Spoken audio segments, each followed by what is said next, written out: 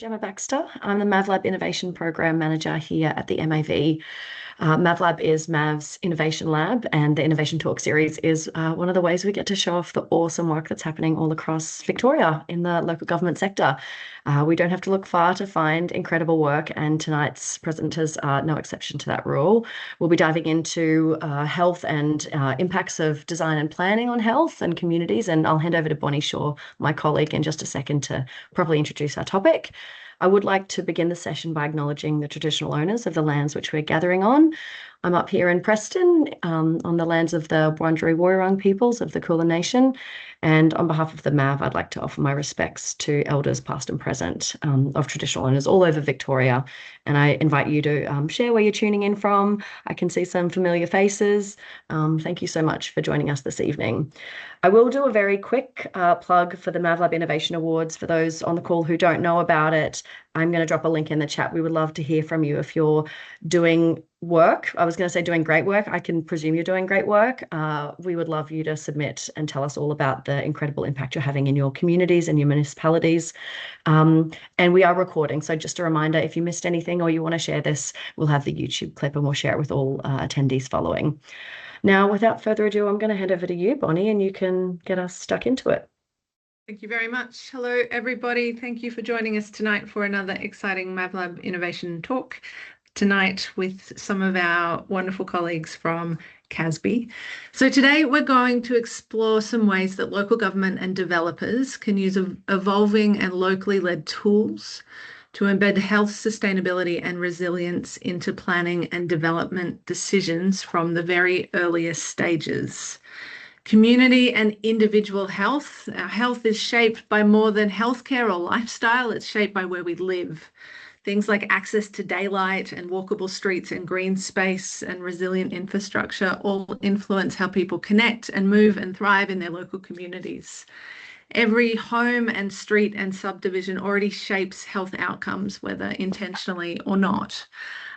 People often say that where you live is a greater determinant of how long you will live than any other factor in your life.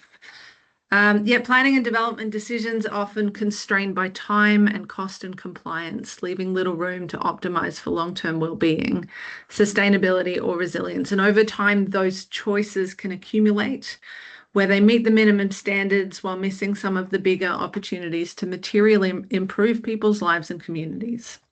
So tonight we're going to talk about ways that we can get in front of a bunch of those decisions and explore some of the tools that our friends at CASBE, the Council Alliance for a Sustainable Built Environment, are building and maintaining to support some of these really important decisions. So today we'll look at research on daylight and health enhancements, daylight and health.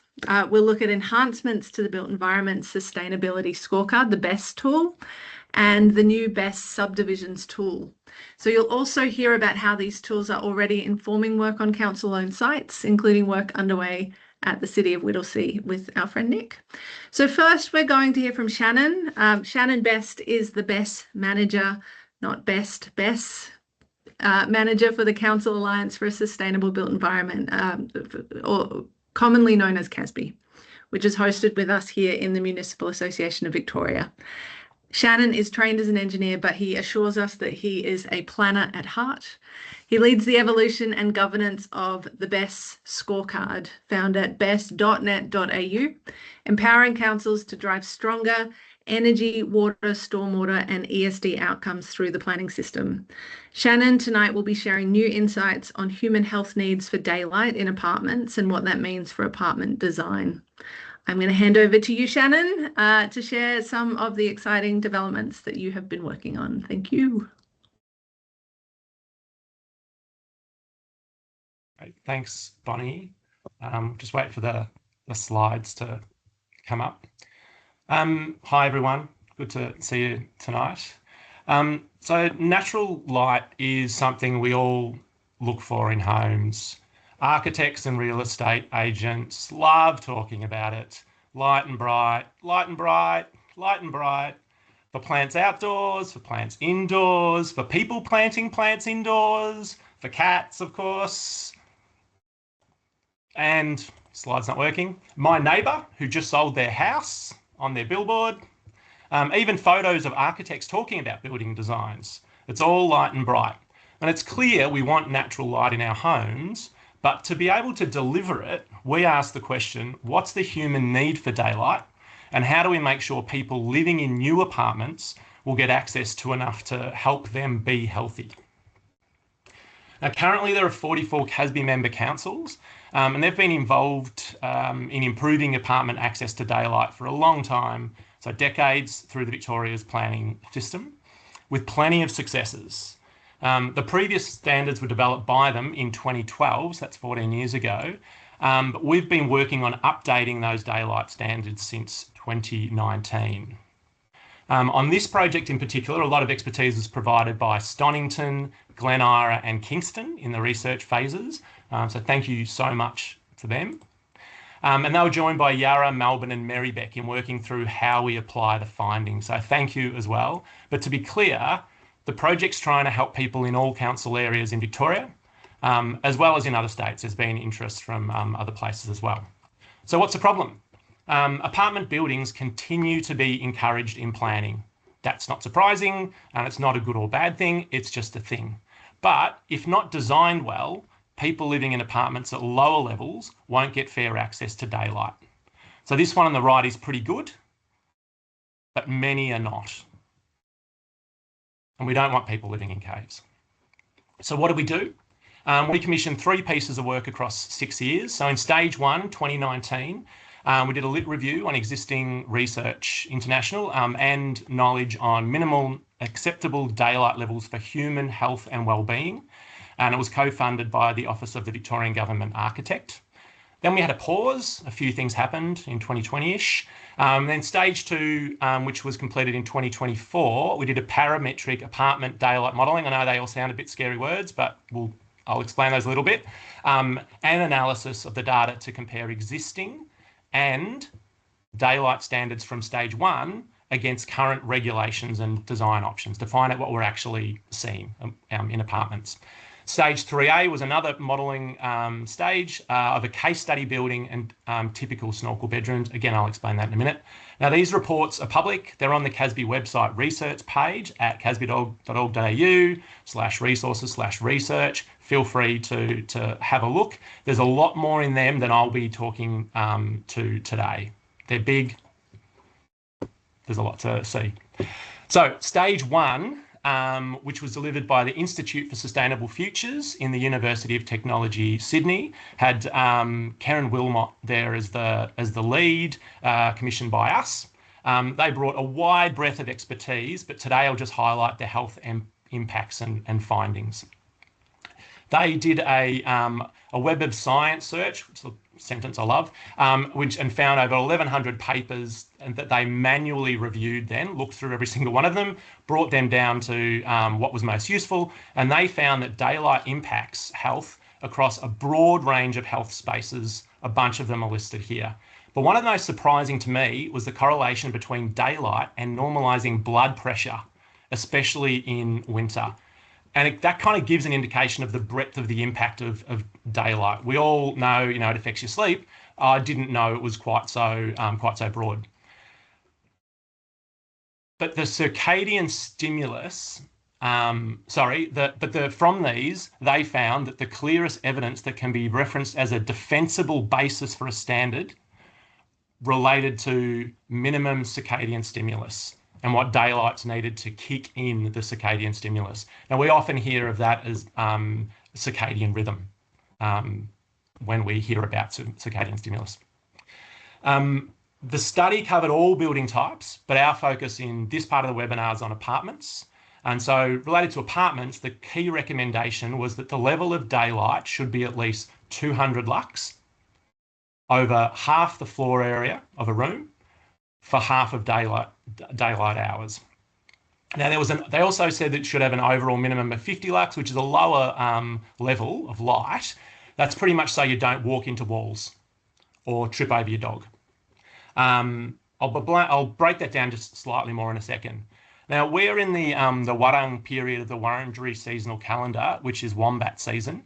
And that's a time that aligns with colder, quieter winter conditions. So we're feeling the winter right now. And they found that winter daylight is really important. We need to protect it to make sure that people are able to stay healthy indoors in winter. There's a clear equity need here. Not everyone can travel around and have access to outdoor daylight. We need to look after them if they need to stay indoors. So we now have a light level, 200 lux. We have an amount of time needed to look after our health, half of daylit hours in winter, and we've got an area needed to access the daylight so that as a human, you can actually get access to the daylight for those health benefits that we just heard about before. And this has been the basis that we continue to work to. This is kind of, whenever we have a question, we come back to, will it deliver this? Because this is the human health need that we've based everything from. Now, stage 2 was a lot of modelling. It was delivered by Oricon Australasia with Max Marshall as the lead. It was a big parametric modelling project to test the stage 1 findings.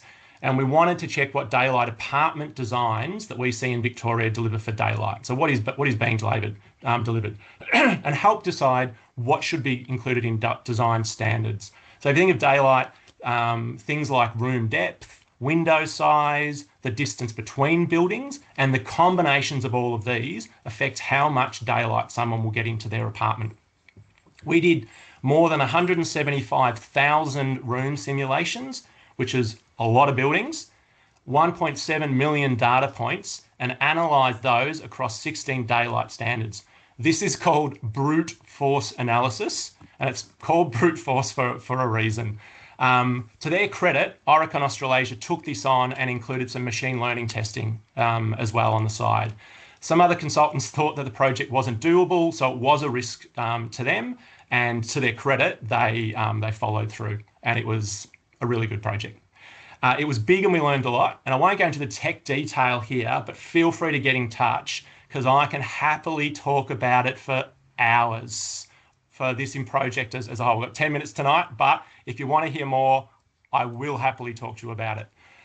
The main finding out of stage 2 was that the current design criteria in planning and building regs are not guaranteeing the needed daylight for human health. So we know we need a change. We worked through the results via Oricon's data scientists, and this is a part of the stuff that they showed us. I didn't understand any of it when I started, but now I get a bit of a sense of it. They were really helpful, including working towards simplified design criteria. I won't be able to do this justice, but here's one pretty example, which was diversity mapping to test outcomes from multiple design choices and what changing one means for an overall outcome and how they relate to each other.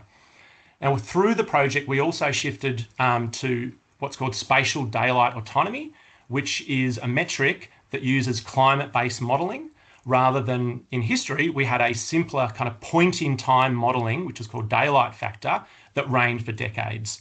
This is possible because the industry has shifted due to the increase in computing power and tools, and the level of data from this project was kind of an example of what's going on, and we've all heard about it. So we landed on some living area and bedroom daylight metrics, which were then tested and refined through the next stage, which was a result of a very simple question someone asked: have you tested this on a real building proposal? And we went, we've done a massive amount of modelling, but no. So stage 3A happened, which was led by Lid Consulting, who are a well-known ESD consultant in Melbourne and do a lot of projects involving daylight analysis. They did a case study of a current building application, which was anonymised, that they were working on, with a couple of different types of neighbouring buildings. You can kind of see this pinky purple 3D image there, and it's got the neighbouring buildings on the side. That was one. We did some other neighbouring next door building types. So they ended up doing about 120 rooms. And then they did what you can see on the bottom left in that 3D image, some snorkel or battle axe, depending on who you are, bedrooms in a bunch of neighbouring building settings. So that's kind of where you've got a window and then a narrow neck in the room, and then it opens out to the main part of a bedroom. It's a pretty typical type of apartment design in Victoria and particularly in Melbourne. And so we wanted to make sure we knew what was going on there. 140 rooms for those. And they did 3 different existing and proposed daylight metrics. What they found was they confirmed the stage 2 findings. The current design criteria in planning and building are not guaranteeing the needed daylight for human health. And the data from both of these helped us land on the final standards. Happily, they also found that what councils have been doing for many years have been appropriate, but that refinement is needed. The key outcome across all of this is the project defining adequate daylight. Adequate daylight is a term that's used through planning related to daylight quite a lot. We've defined it. And this is a screenshot of the BESS tool user guide for buildings with a definition in the glossary. It relates to, you may notice, what we talked about at the start, which is the health need for daylight. You can check this out at bess.net.au, as Bonnie mentioned earlier. Now, there were many eyes getting to this point. Beyond those mentioned earlier, we work with council and the project control groups, those in the governance board, the CASBE steering committee, and a big part of these was about how to best apply the findings, because they've got the practical knowledge, right, in councils looking at these day to day. Stage 1 and 2 were peer reviewed. And we also discussed the stages with our expert advisory panel, which is made up of industry professionals. We presented to state government and shared with other alliances and federal government bodies to see what they would do with them, including, of course, the Office of the Victorian Government Architect, who are a partner on stage 1. Now they're live and being used on apartment buildings. How are we for time? Okay, It, I reckon. In which case, Yeah. let's see if this works. Cool. So work goes on to improve the tools, but this is BESS. Did this quickly earlier. It has BESS buildings and BESS subdivisions. They're the subscriber councils where BESS can be used for free. They pay for BESS to exist. You can go in and they've got lots of projects. And once you get into the projects, people put in some details about their building, how many buildings they are, where it is, what council's it in. And then they can, a lot of categories in there, but in the indoor environment quality category is where daylight is. It currently has the old metric as well as the new one.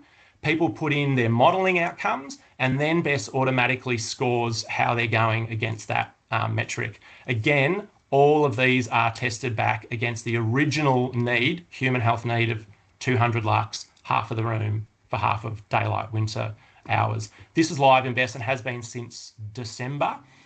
We don't yet have a super solid sense on whether people are choosing the new or the old metric, but we'll see that in about a month's time. So practically day to day, the project means that when designing, consultants can model and test the building to show how the building performs. They can input that into BESS and then BESS scores it for them and tells them whether that's good enough or not. When councils are looking at apartment building designs coming in, there's a daylight test that has solid research backing to rely on. That's not something that can be said for the vast majority of daylight standards around the world, is what we found through for stage 1 of the research. Councils can also use the work to advocate to state government on planning reform, on social housing projects and improvements to building regulations, all of which is needed. And when talking to people in our communities about living in and renovating apartments, we've got a resource to point to say, well, try and hit this, and this is how important it is. So please check out the CASBE website for the research, share them and advocate for better daylight, and go to BESS at bess.net.au to see the new standards in action, and feel free to get in contact if you like. Thank you. Over to you, Bonnie. Thanks, Shannon. That was awesome. Can you just give us a little preview? If this is taken up by councils all over the state, what would you hope to see as a result? I think what we'll see is projects that are designed with daylight more as a core part of the kind of architectural design and the early design. We know that things like light courts are a bit of a struggle, but they're good for higher density, but they can be done in an appropriate way. So we want people to, rather than just being going, oh, let's chuck in a light court of this size, to test it, model it, see what it's like, and use the new metrics, which will more closely represent how people experience those spaces. And as people then start to experience those spaces, when we go and check out apartments in 5 years, 10 years time, rather than walking into what feels like a cave, we'll be like, isn't this nice and light and bright? the real estate photos are going to look amazing for this one. So I think that's kind of where I think we can get to. There are wins against us, but I think with the work that we're doing and the work that councils are doing, I reckon we'll get there. Very good. Thank you very much. All right. Next, we are going to hear from Bridie Guy. Bridie, get ready. We're going to hear about another exciting tool. This one is the BESS, same family, Sustainable Subdivisions tool, which is currently in beta and available for all councils to test and explore. And I think we're doing a bit of a call out as part of this to invite people to get busy with it. So let me introduce Bridie. Bridie Guy is the CASBE project lead. Bridie is a planning professional with over 15 years experience across local government and the public sector, including nearly a whole decade working on sustainable subdivisions. Her work focuses on sustainability, climate change, and resilient urban development. And she has led and shaped key collaborative initiatives, including the Elevating ESD Targets project, the Sustainable Subdivisions Framework, and its evolution into the BESS Subdivisions online tool. So we're going from apartments into kind of a much bigger domain. And I'm really interested to see how this tool can evolve to accommodate standards around that. So Bridie, please take it away. I know you are so passionate about good subdivisions. Absolutely, I am. Thank you, Bonnie, for the introduction. And yeah, really excited to be here with you all tonight to talk about sustainable subdivisions. Sorry, we've somehow lost our spot there. So I want to start with a simple question for you, which is how far are you from everyday services? And just take a minute to think about that. How easy is it for you to walk to a shop or a park or public transport? When you look at this image, I think what's really striking is how little the underlying structure has changed over time in this neighbourhood. And even as neighbourhoods evolve, the subdivision pattern largely stays the same. So that really highlights how enduring these early decisions are. Now, there's a strong body of evidence that shows that where we live significantly shapes our health, and Bonnie alluded to this earlier. So access to green space is linked to lower hospitalisation rates. Living close to everyday destinations increases walking and cycling. And people who can access local centres are far more likely to walk regularly. So the key point here is that these outcomes aren't accidental. They're shaped by planning and subdivision decisions long before people move in. So what the evidence tells us is quite simple. The way that we plan neighbourhoods from the outset has this lasting impact on how people live. So in practice, many everyday experiences are going to be shaped at the subdivision stage. So for example, whether someone can walk to the local shop or whether they need to drive for every trip, that's going to come down to the street network and how this is laid out at subdivision stage. So the street layout, canopy, connections to services, they're really going to shape those heat, movement, access kind of arrangements within the subdivision. And once those fundamental aspects are in place, it's really difficult and really costly to change. So while minimum standards do play an important role, they're not going to be delivering the outcomes that we need for climate resilience, particularly around things like urban heat, comfort, and long-term livability. So you can see here in the thermal imagery here that the darker, harder surfaces absorb and retain heat, signified by those red areas. Yeah, those and the greener areas like the conservation reserve and the gardens, they're in the bluer colour and significantly cooler. So meeting minimum standards won't always translate to healthy or comfortable places. So the gap between that minimum standards and the outcomes that we want to see is what led us to develop a subdivisions framework focused on sustainability and climate resilience. So you can see here that we had a a decade of research that we've undertaken here. So initially in 2017, we undertook some research with 8 regional councils looking at developing the case for environmentally sustainable design in subdivisions. That was followed by the development of an assessment framework that was council-led at the time. 16 regional and growth area councils and CASBE and the Victorian Planning Authority were also a partner. And then we trialled it across a couple of years, initially with 31 councils for 24-month period, and then with the smaller group of 21 councils who had dedicated shared services ESD advisors who could provide detailed advice on ESD and subdivisions. Then we undertook a comprehensive review from an ESD and a planning perspective, and one of the key recommendations from that was to develop a digital tool. We undertook the development of the tool in 24 and 25, and we launched it in October of last year. So BESS Subdivisions is really about how that framework is applied in practice. So it translates the Sustainable Subdivisions framework, which, as you see, was based on years of planning and research, into a practical online tool that can be used in day-to-day planning.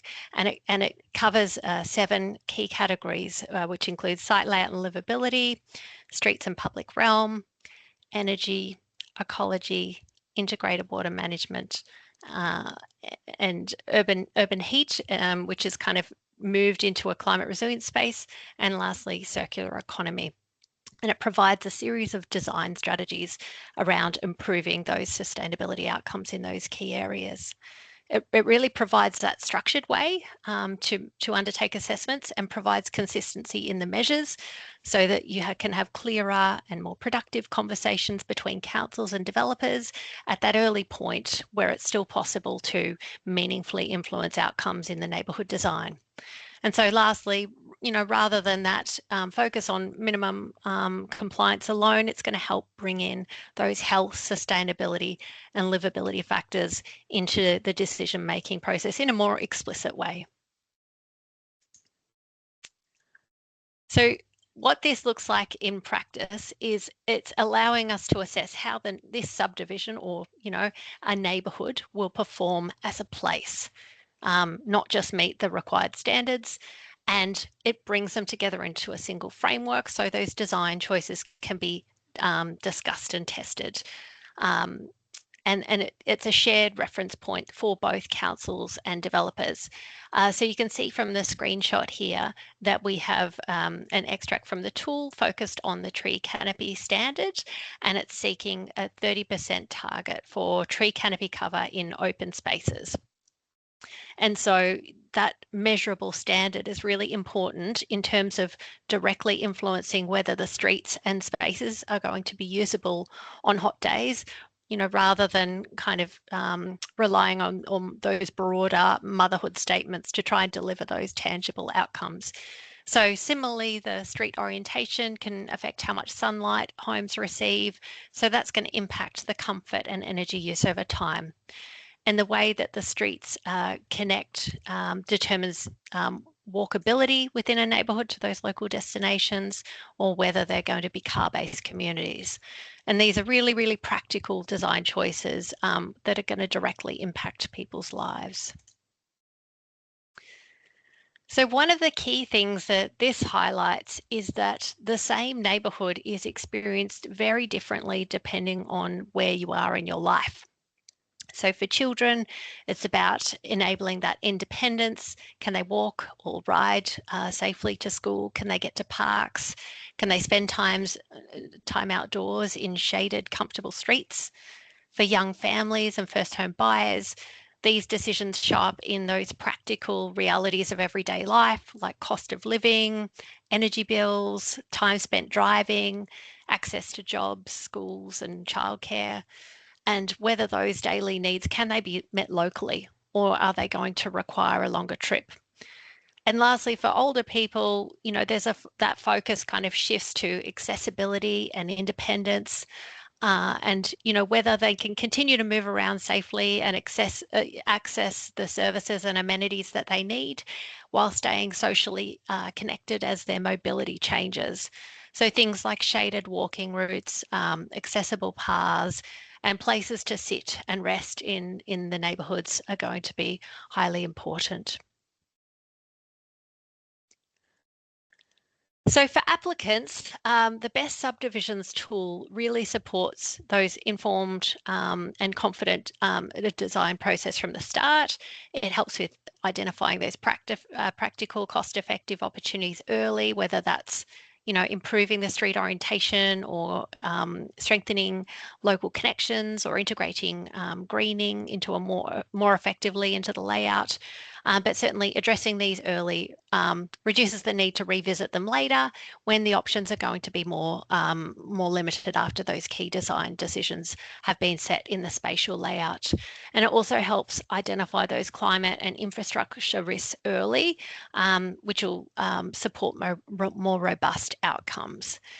And lastly, it's about that clearer line of sight between those design decisions and outcomes, helping to streamline conversations with councils and other stakeholders. So lastly, to finish up, this is really just about shifting where when these decisions happen and bringing them forward and ensuring that they occur early in the design process. So when addressed early, health, sustainability and resilience can be built in and they can have the greatest impact. So the BESS Subdivisions tool translates these broad principles into clear, measurable standards that are going to guide decision-making in practice and provide this consistent statewide applicable framework, but still allow for those design responses to reflect those local conditions and that local site context. But certainly over time, that leads to neighbourhoods that perform better environmentally, socially, and for the people who live there. And so I think it's worth remembering that every subdivision already shapes health outcomes, and the opportunity is to do it deliberately. Thanks, Brady. That's awesome. And so you're looking for councils to actively test this with CASBE now? Absolutely. We launched the beta period in October this year, so we're inviting applicants to use the tool. It's a very iterative period where we can take on feedback, test it in live projects to ensure that we can improve the tool and make sure it's fit for purpose. Yeah, that's awesome. I think it's really interesting that CASBE takes an approach to building tools that support all councils. Do you and you've been doing this for a really long time, right? Yeah. 10 plus years? Yeah, 10 years starting with the research phase, but the building the tool has really only been the last couple of years, bringing it online.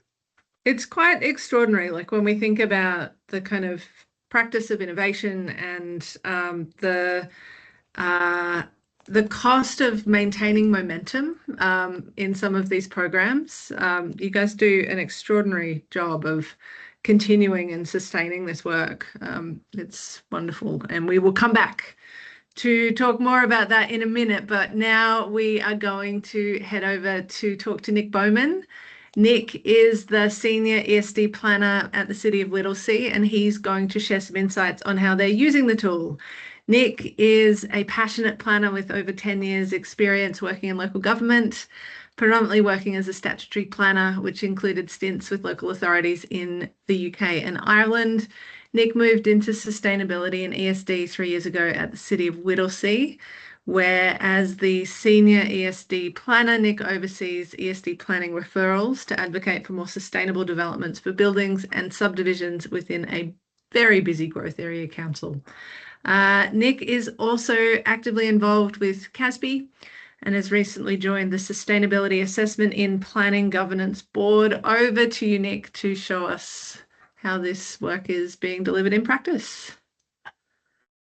Thank you. I will share screen.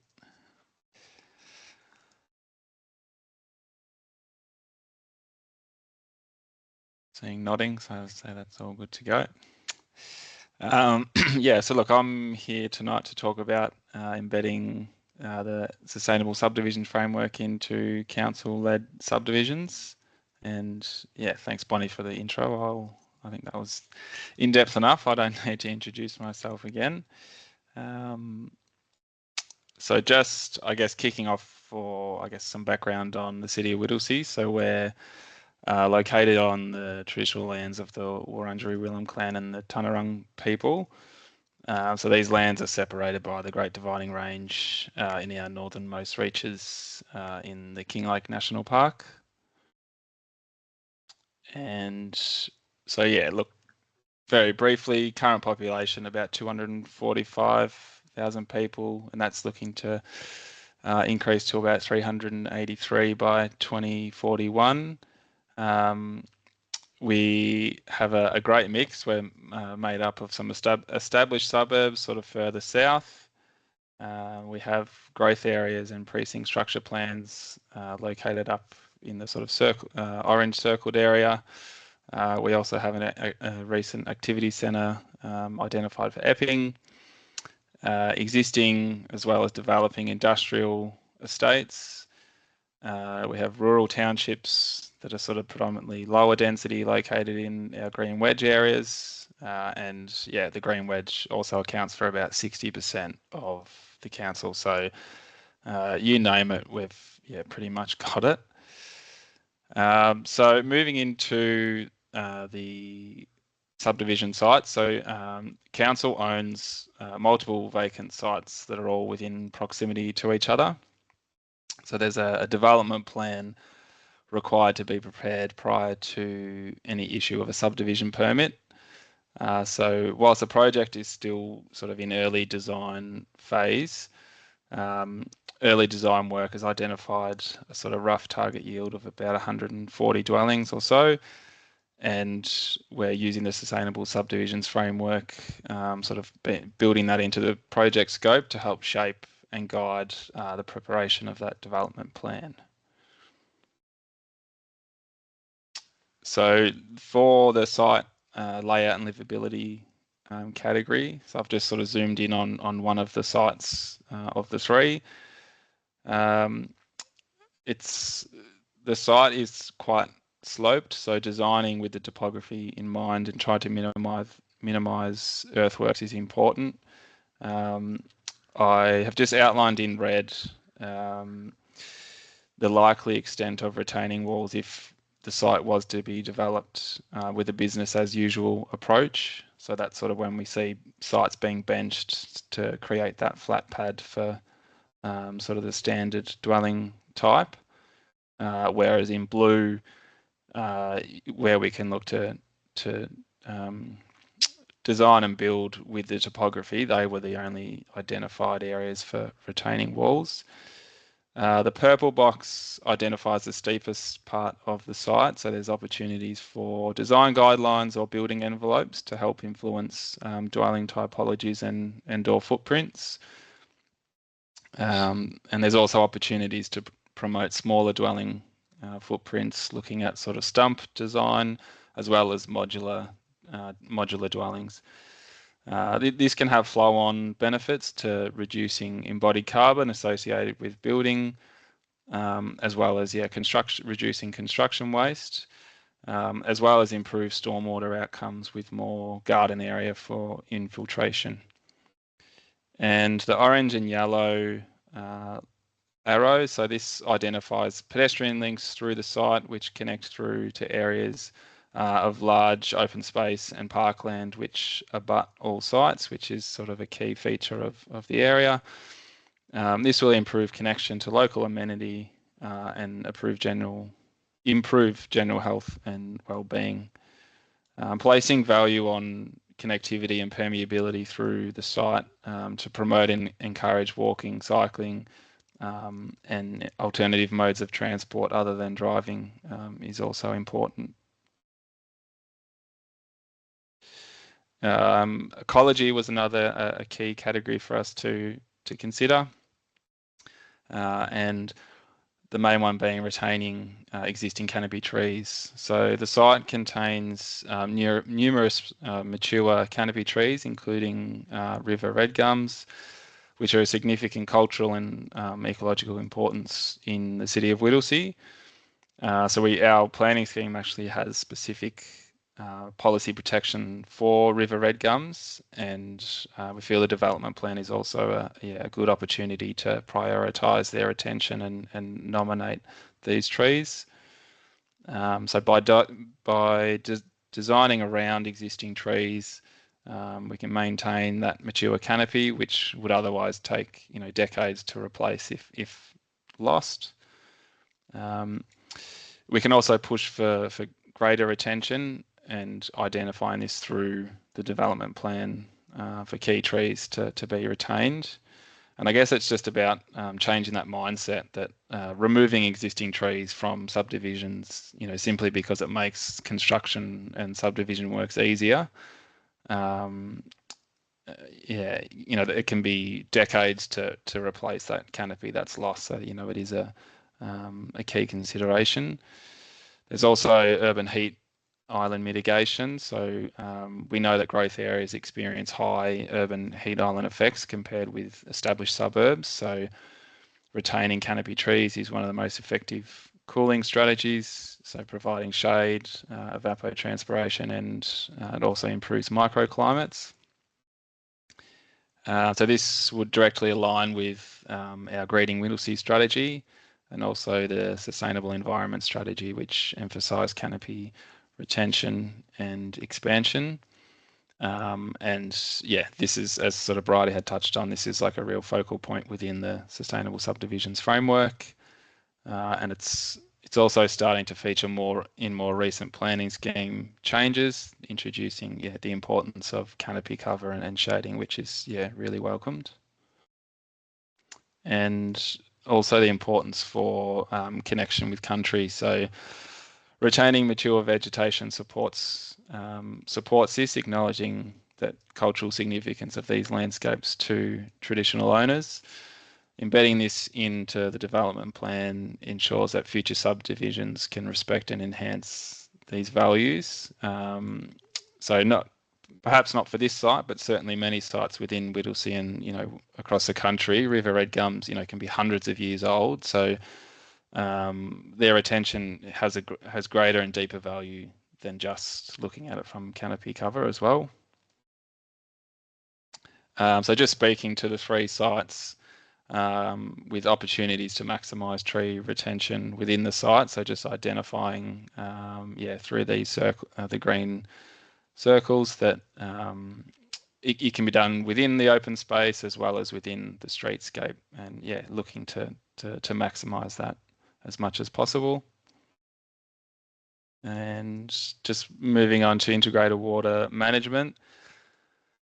So in particular, why is it important to us? So much of our growth areas in the City of Whittlesea fall within a stormwater priority area, which means that subdivision applications and development have higher stormwater volume reduction targets and infiltration targets, which is identified within the EPA publication 1739.1, and also a requirement to address the general environmental duty. So if in particular, if we don't plan for this early, it becomes extremely difficult and often results in poor design outcomes that may have little to no benefit to future residents. So the next slide that I share will sort of help show that early consideration and adoption when planning for stormwater management, and how this can, when designed into the subdivision, there's clear stormwater management direction for the project. It is noted there is, likely spatial implications that need to be considered. So again, early adoption is pivotal. Design should also prioritise co-benefits with landscaping and how this can improve landscaping outcomes and mitigate against the urban heat island effect. The image I've got on this slide as well just identifies some works that are currently underway within the City of Whittlesea. So we have adopted a passively irrigated tree pit, which is under construction now in multiple subdivisions in our growth areas. So apologies for the wonderful art that I've created, but so again, just honing in on one of the sites, the blue arrow would provide examples of streetscape opportunities for water-sensitive urban design, such as bioretention swales, passively irrigated trees, and with that water flowing down to an ephemeral wetland in the top right corner. The rainwater tanks and the black arrows, so we would have a requirement for every lot to have a rainwater tank, and then any overflow of that would also flow down to the ephemeral wetland. In terms of the red area, so I won't sort of go into details of how that ephemeral wetland will function, but essentially any sort of water that isn't infiltrated, there's opportunity to then irrigate the landscape and open space, which would be of benefit to the residents. And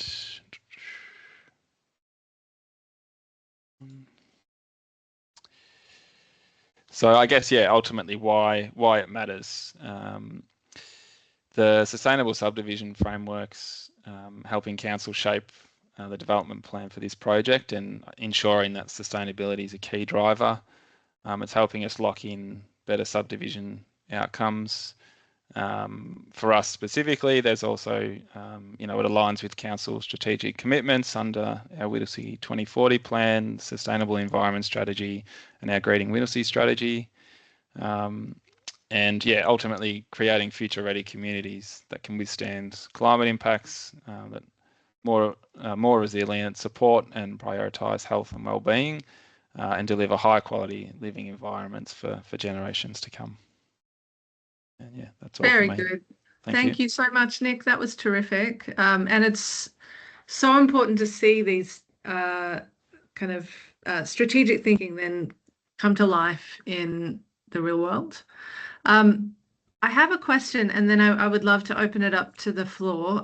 If you have any questions for Nick, Shannon, or Bridie, please throw them in the chat, and we'll be able to moderate from there.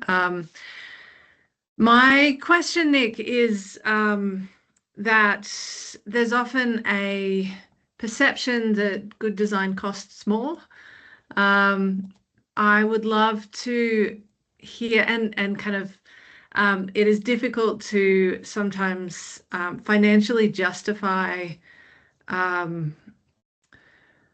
work that is preventative.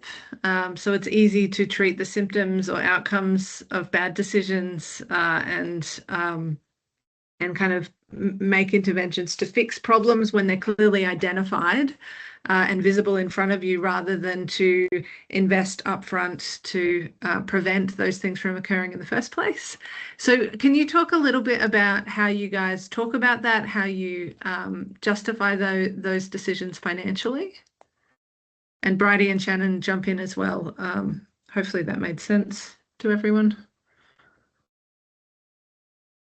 Look, I guess depending on the topic, but having just finished some of the stormwater slides there, that's often a critical one. If stormwater infrastructure, may be quite an investment if a sort of a standard business as usual approach isn't adopted, but I guess benefits to the environment and downstream waterways is pivotal. So I guess that sometimes, how do you put a price on those benefits? And even in sort of high storm events, if we're not managing the our stormwater flows adequately, then there's associated costs with coming in to deal with those flood events. So whether that's council or additional state services. So I guess that's just one example. Yeah, very good. Bridie, do you or Shannon, do you guys have thoughts on that? Well, there's, requirements under the Local Government Act as well to, those overarching governance principles around climate risk. So I think increasingly we are seeing more and more support through different layers of legislation. The Climate Change Act as well, and climate change is now a consideration under the Planning and Environment Act. So we have seen, a lot of supportive legislative change for these things. And so to follow up on that, I'm interested. So with these tools, we're asking people to go above minimum standard. And Shannon, in your introduction, you talked a lot about the role of real estate agents and the kind of the sell, the value of increased light has. Do you guys see different angles being used to kind of sell these concepts to developers or to the prospective buyers? Like, I can see a kind of positive lens and also a negative kind of risk-based lens. How are you seeing that come to life? Yeah, I think that there's always pushback. Like any change, there's a bit of pushback, but we'll see both sides. So the best tool. We've seen real estate adverts talking about it got a BESS rating of blah, blah, blah. Yeah, wow. In fact, interestingly, the software person on BESS has a partner who works in real estate and does the write-ups. And they've seen a lot more of them over time, right? Which was kind of a weird thing for us to hear about via a circular route. But we know that that's been a bit of an increase. We know that there's more community interest in all of this stuff. But from a daylight perspective, a really interesting thing we found during like 2015 to 2020 sort of time period was that through BESS and through the councils, the CASBE member councils, they were pushing hard against internal bedrooms. So this is bedrooms with no windows, not a single window. And they were common. And then more buildings started to get built without those, and the market shifted. And so councils started to see developers coming back to them saying, oh, hey, we've got an amendment to make. We're getting rid of all of the internal bedrooms because no one wants to buy an apartment anymore that has bedrooms without a window. And so we kind of see that there's a bit of both where you start to get a bit of a push towards better design, and some of those get taken up. There's always the people who are going to say, oh, I don't want to do it because you're trying to make me do it. And they want to have absolute freedom. But I think there's also a recognition of the sell and a little bit of the fairness of what's really coming out of this on the other end, and what's my client going to say. One of the reasons why the planning space is so powerful is that if you think about that stuff at subdivision stage, or you think about that at development permit stage for an individual building and for daylight, and you try and build it into your design at the start, you can do a lot for very little to zero or negative costs, depending on how you go about it. If you wait until later in the design stage, so many things are locked in that it's going to be quite expensive to do good things, whether your client is asking for it or not. It starts to become a bit difficult. So what I'm hearing is that we can expect to see the BESS score next to the walk score or walkability score on domain and REA pretty soon. Very good. Bridie, we started to talk a little bit about sort of sustaining innovation over a long period of time and the role that the CASBE tools play in that.